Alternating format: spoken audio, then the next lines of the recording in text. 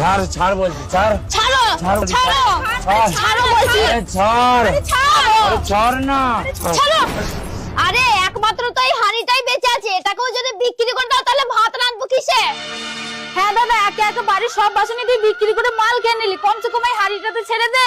দেখ আমার মাথা গরম করিস না, আমি বলছি আমাকে দে, দে আমাকে দে, দে আমাকে দে। না আমি দেবো না। আরে দাদা তুই বুঝছিস না কেন? এই হাঁড়িটা যদি তুই বিক্রি করে দিস তাহলে বৌদি ভাত রাঁধবে কিসে, আর আমরা খাবো এবার কি? দেখ আমাকে বেশি জ্ঞান দিন না তুই, ঠিক আছে? এই হাঁড়ি দে, দে বলছি, দে, সর এখান থেকে। আরে বৌদি শোন, তোরা আমাকে হাঁড়ি বিক্রি করা থেকে আটকাবি? আরে মাল খাওয়ার জন্য দরকার পড়লে হাঁড়ি কেন, আমি তোদেরকেও বিক্রি করে দেবো। আল্লাহ।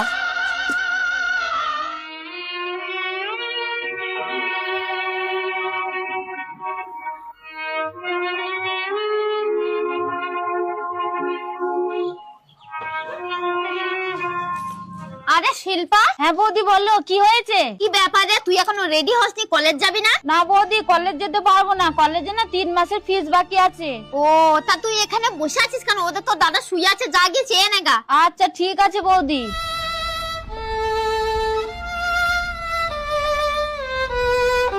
দাদা, এ দাদা। কি হয়েছে? দাদা কলেজে না ফিস দিতে হবে, 3000 টাকা দে। এই তোকে আর পড়াশোনা করতে হবে না, বুঝলি? পড়াশোনা ছেড়ে দে, আমার কাছে কোনো টাকা নেই। আর এমনি তুই কি পড়াশোনা করে কালেক্টর হয়ে যাবি নাকি? বাহ, তোমার কাছে ফিস দেওয়ার টাকা নেই, বাড়িতে বাজার হাট করার টাকা নেই, আর তোমার কাছে মদ খাওয়ার টাকা আছে? এই দেখ, তোরা কি করবে না করবে আমি জানি না, আমাকে জ্বালায় না তোরা। জ্বালাবো না তো কি করবো? বাড়ির বাসনগুলো তো সব বেঁচে কুচে খেয়ে নিলে। হে ভগবান, এবার আমি কি করব? এই আমার কানের কাছে ঘাড়া ঘাড়া করে কাঁদবি না তো, সর এখান থেকে। যত সব।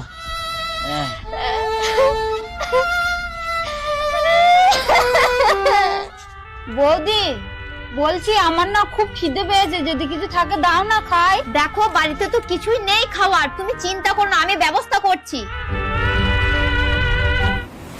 এই তোর এই বাড়ি খালি করে দে, তোর স্বামী 5 লাখ টাকার বিনিময়ে এই বাড়ি আমাকে বিক্রি করে দিয়েছে।